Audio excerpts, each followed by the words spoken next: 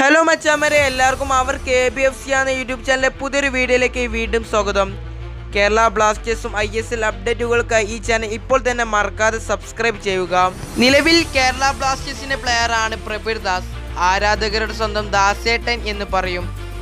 ഇപ്പോൾ ഇത് പ്രബീർ ദാസിന് വമ്പൻ ഓഫറുമായി ഈസ്റ്റ് ബംഗാൾ രംഗത്ത് വന്നിരുന്നു. പക്ഷേ പ്രബീർ ദാസ് ആ ഓഫർ നിരസിച്ചു എന്നാണ് പുറത്തേക്ക് വരുന്ന റിപ്പോർട്ടുകൾ.